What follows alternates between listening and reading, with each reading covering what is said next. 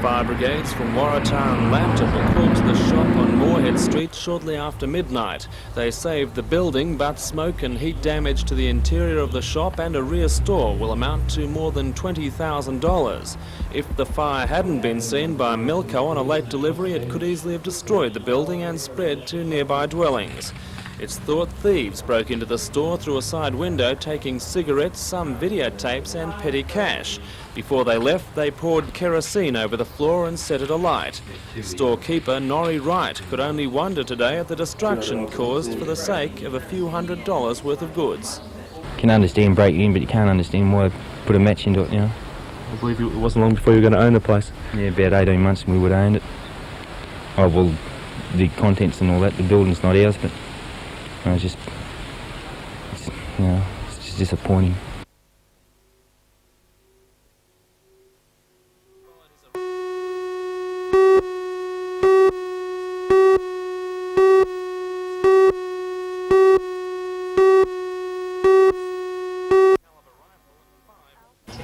Out of the mouths of babes, that's pretty much where this collection came from. The babes were pupils from schools in the Lake Macquarie district who put their pens to paper to submit 293 entries. It was all organised by the Toronto RSL Club, who earned the hearty praise of Bicentennial committee member Alan Davies for its initiative. I've certainly put a lot of thought and effort into it, and it really has shown the way for a lot of other organisations for the rest of the bicentenary year. Did it surprise you what kids can come up with? Well, it does. It certainly does always surprise me what kids come up with, and sometimes, you think we might be better off if we let them run the world, but then I guess I shouldn't be saying that. But they certainly come up with a lot of rather surprising ideas and initiatives of what should happen and what they see happening, and we should be putting a lot more thought into in what they're suggesting. Andrew Morgan of Warners Bay High was the secondary winner. Unfortunately, he couldn't be there today, but a proud Julianne Lewis was, with her prize-winning picture in the primary section, which she says has an important message. It's about the Australians and the white Australians and the Aboriginals bonded together. I'd like to take it home if I can. Unfortunately, Julie won't be able to do that. Her entry is going into the archives, but there was ample consolation with the $100 winner's cheque, which our young artist already has big plans for.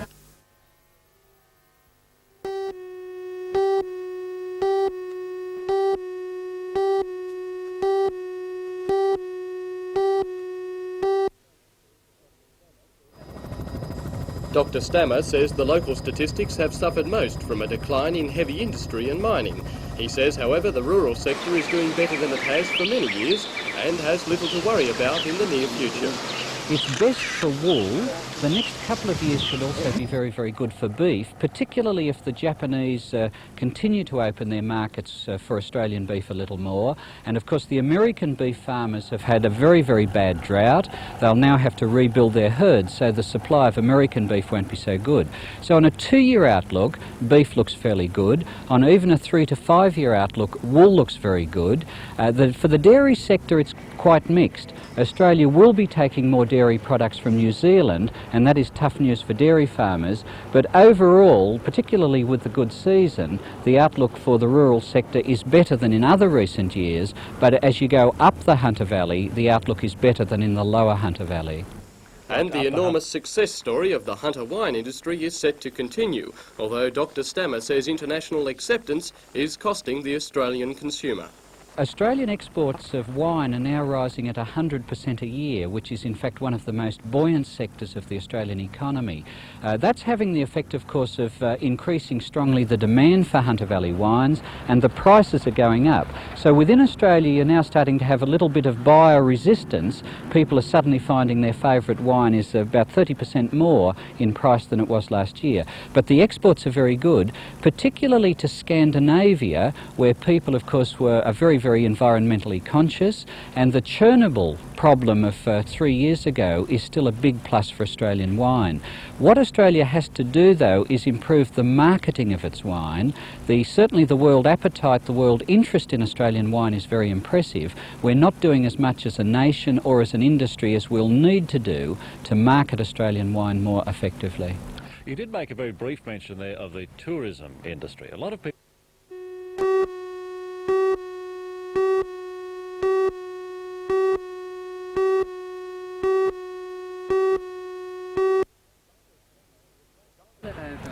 Dr. Stammer is well qualified to run a stethoscope over the Hunter.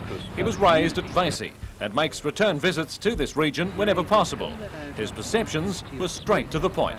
The parts of the Hunter Valley that should do best are housing, firstly because housing Australia-wide is doing very well, and secondly after the big boom in housing prices in Sydney, a number of Sydney people are in fact looking to live somewhere else, including the Hunter Valley. So housing will do well.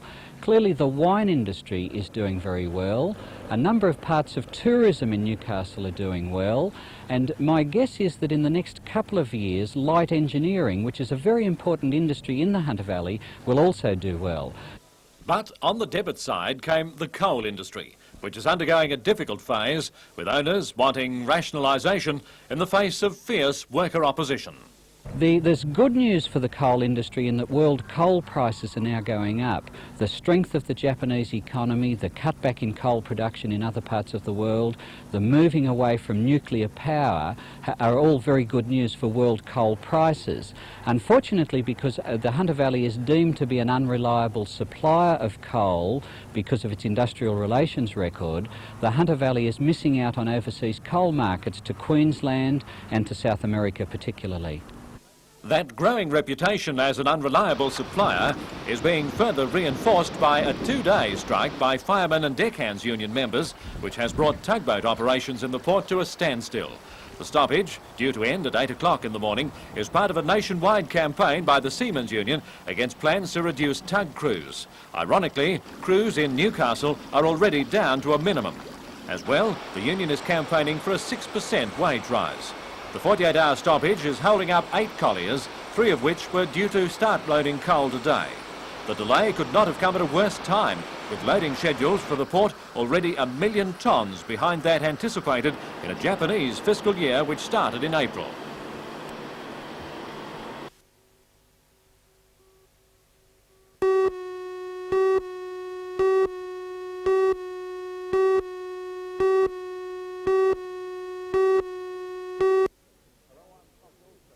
I'm Tom Hilston. Lower Hunter students have demonstrated their support for a statewide student protest. They've staged a march through Raymond Terrace to the local post office where they've delivered individual letters of protest to the state government. For all the news, join us tonight at 6.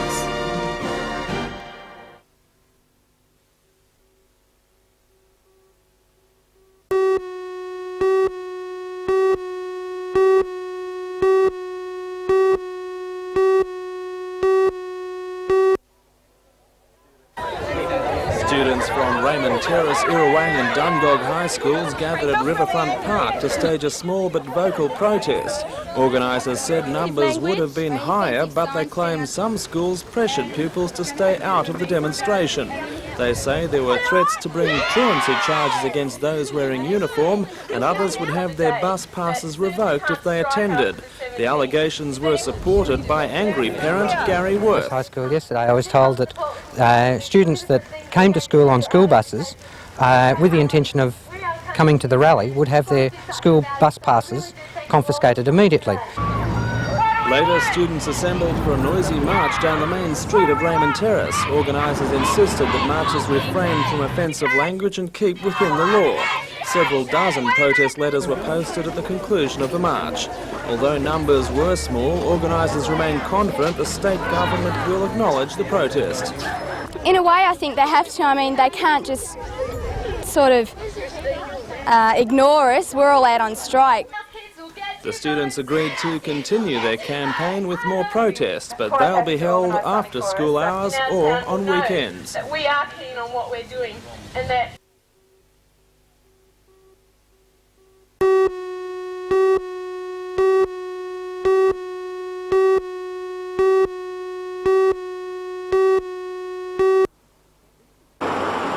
Since the Scouting movement's inception in England in 1908, it's been strictly boys only. But times have changed.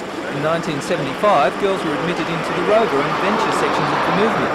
And early this year, South Australian scouting leaders admitted girls into the more traditional Cub Scouts and Scouts. Now, after years of pressure on the Newcastle scouting group, the hunter is set to follow. Area Commissioner for Scouting, Vic Sparks, says that if local scouting groups are in agreement, girls can sign up to be scouts from April 1 next year. Will the girls be getting any special treatment? No, most certainly not. I would feel that they would adopt to the existing program that the Scouting Movement offers us now. It's a challenge for them as it is for us. Will there be, for example, a new uniform for the girls? I would feel there would be some difference to the uniform that the boys wear now, but that final decision has not yet been made. But will the Scouts' gain be the Girl Guides' loss? Oh, most definitely not. No, I wouldn't think so. Most certainly the guides in the first instance may lose some to us, but I think it will certainly settle out within a very short period of time, and the Girl Guides will still continue on in strength the same as the Scouting Movement does.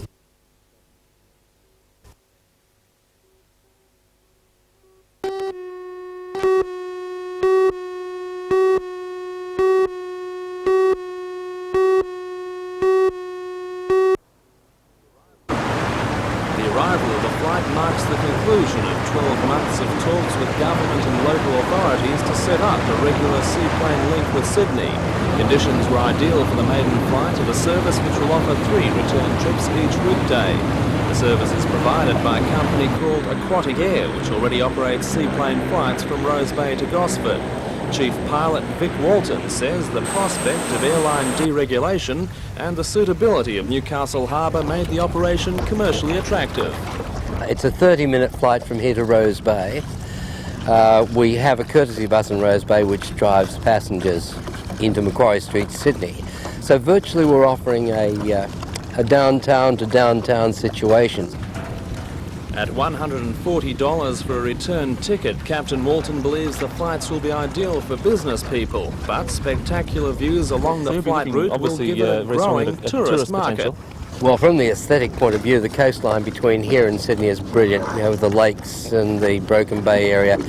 And yes, we are. We're working very hard towards encouraging tourists to come up to the Hunter and have a look around. The company is operating from a temporary office, but will soon move into the existing Newcastle Stockton ferry terminal, which is being relocated at Queen's Wharf. The Australian-built Nomad carries 10 passengers, but if the service reaches expected ticket sales, the company already has a larger aircraft in mind to meet the demand.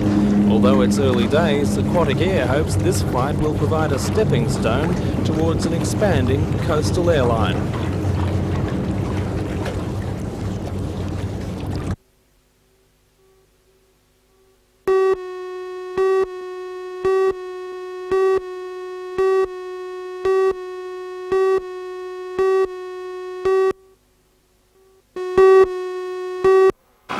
Newcastle has long worn the image of an industrial city, and as a result its tourism potential has never really had the chance to flourish. But with the beauty of the Hunter Valley now well known, State Tourism Minister Gary West believes the times are changing. Newcastle itself has changed its face considerably from the days of a steel industrial city. It is now a beautiful regional city, the second biggest city in New South Wales. It's changed its face quite considerably. That attached to the region that it is, with the Party-Goer, with the wine that's there, its proximity to the horse stud area around the Singleton area, offers the opportunity for people to come and use Newcastle as a base and to involve some regional activities. Bearing that in mind, the state government is right now preparing an attractive tourism package on the Hunter, which it hopes will raise plenty of eyebrows overseas. Though when pressed on just how much money the government was prepared to spend seeing holidaying in the Hunter develop, Mr West made it clear the real responsibility now lies in the hands of private enterprise. We're not going to be a banker. We're not going to be a banker for them to come to us and say, right, we want loans to develop our facilities. What we're saying our job is to act as the catalyst to put the marketing program together, to do the expert research, put the concept together in consultation with the private sector, and then go to the individual operators and say, right, we want you involved in this particular project. You've got a very exciting project.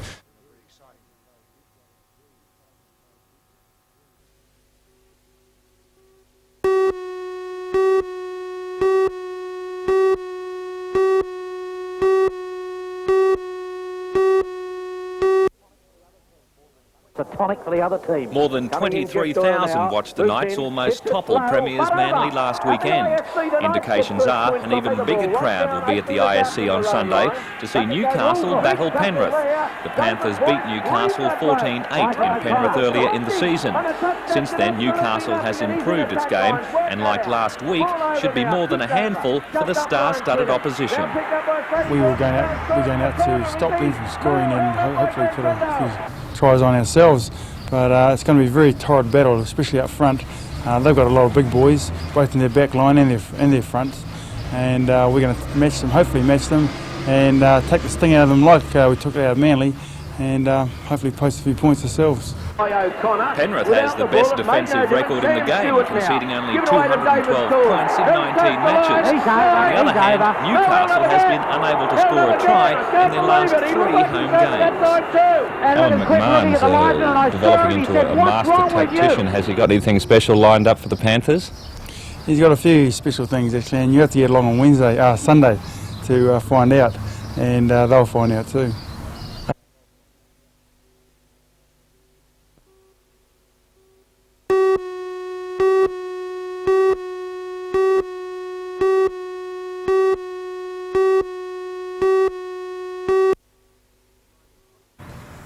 The mining controversy has brought together the residents of Bolton Point and Marmong Point as no other issue in the past. BHP wants to establish 2 parallel longwall mines running under their suburbs, a proposal the residents won't accept. They claim the excavation will cause subsidence which will damage their homes, and have fought the big Australian tooth and nail. There were public meetings, protests and a 7,000 signature petition prompting the Unsworth government to order an inquiry to resolve the dispute. For the past 3 months, former Judge Day has listened to hundreds of hours of evidence for and against the mining, a process which concluded today with his last sitting at the Lake Macquarie City Council chambers. A gallery packed with members of the Marmong Point Bolton Point Progress Association supported final submissions from their 200-page document objecting to the mining proposal. Although the inquiry is only considering longwalls 9 and 10, the residents believe the future of the whole of Lake Macquarie rests on its outcome, as it could open the way for more mines.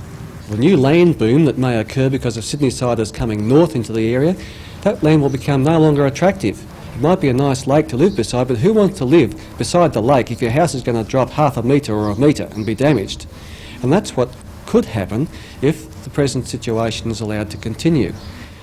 We believe that coal can be extracted under homes safely without affecting no objection to the mining if BHP fills the empty spaces with other material in a process known as stowage.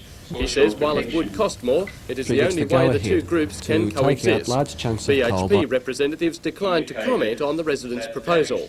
Although public submissions closed today, the company has been granted a right of reply at another hearing on the 12th of next month. Mr Day is expected to take up to 2 months to examine all the submissions. After that, he'll give his recommendation to the Minister for Mineral Resources, Mr Pickard, in whose hands the final decision lies.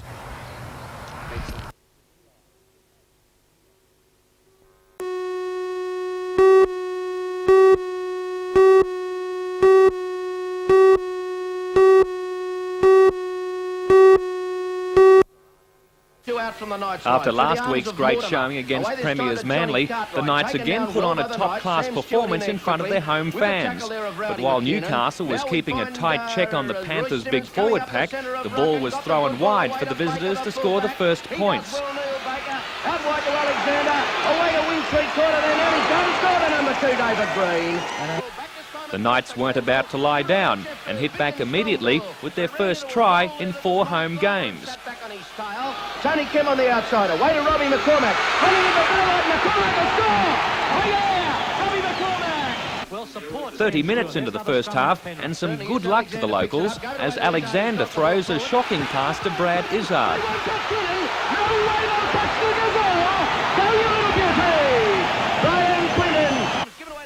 Newcastle led 12-6, but Penrith went to the break even following a well-timed pass from Roy Simmons. And Geyer is a mark man as Mark. Oh, the backwards ball was a great ball to Izzard and a score. Roy Simmons. Just 6 minutes into the second session, and former Newcastle player Neil Baker crosses. Alexander, but taking a good tackle by Fulmer. Very close to the line as he over the line. Yes, Penrith takes number 35 The on the Panthers wing. then I'm wrapped not up the sure game who he is. 10 He's minutes not from even listening time in the program. as He must David have Green goes out scores wide his for second now. four-pointer. Dudley going down the park, and there's some cover defence needed here. Dudley going down towards the touchline. Then Spindale. Oh, yeah, great in ball and outscored Penrith. Penrith have gone over the line and scored.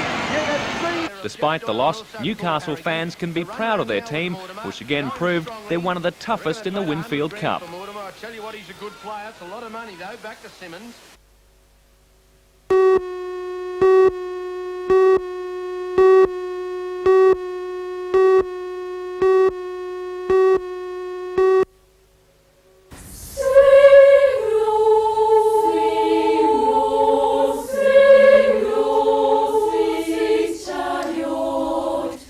The girls come from Seiwa School in Sasebo in western Japan.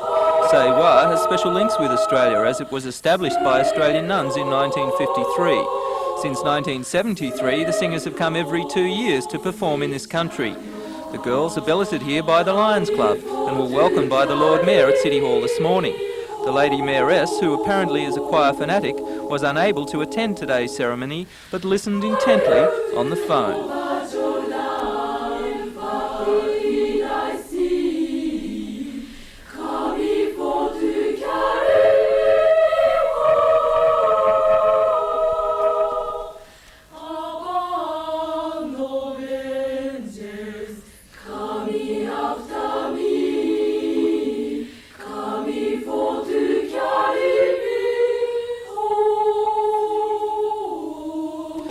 Girls perform at Newcastle High tomorrow night and Warners Bay High on Thursday night.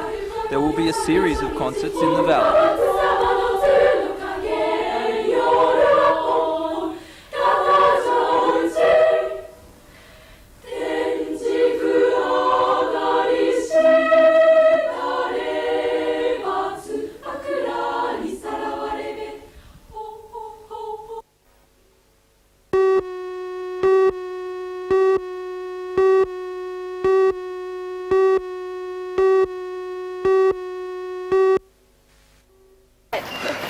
Meat Patch, part Clydesdale, part Stockhorse and part human. You could say Patch has been chafing at the bit, waiting for today to come round, and why not? It's her birthday. For most horses, a birthday treat entails a kind word, a gentle pat and maybe a carrot or two, but not for Patch. The only carrot in sight at her Arimba home today was on the icing of her birthday cake. Carrot is one, of course, neatly arranged amongst the 17 candles. But if you think it was all for show, then think again. Party-Goer Patch knew exactly what all this fine fare was for and exactly what to do with it. Want to see what's in our Patch? Here's your birthday cake. You want to blow them out? Oh, did you see? Look at that. All bar one, Patch. You've got one to go. Got to take some more candles off. Let Mummy take some more candles off, all right? Colleen trained her with the candles on a cardboard box, and each time she blew the candles, she got a reward. And she realised that she just snorted at them and she blew them out, and there was no more fire there, and she wouldn't get burnt, and she'd get a reward. And that's how we taught her to do that. Peter Malloy bought Patch for his daughter 10 years ago, but when she tired of him, he and wife Colleen realised she had a talent for tricks and a very sweet tooth. We were doing a children's fete, and a little girl went past with a pusher with an ice cream. And Patch snatched it out of the girl's hand that fast, and it was gone, and as fast as you saw just then. And the little girl just stood there and screamed, and we couldn't understand what had happened, and she'd taken the ice cream. So then we tried her out with the ice cream, and we discovered that she loved the ice creams. And what better way to wash down a hearty birthday feast than with an icy cold Coke? Do you want some Coca-Cola? Oh, there we go.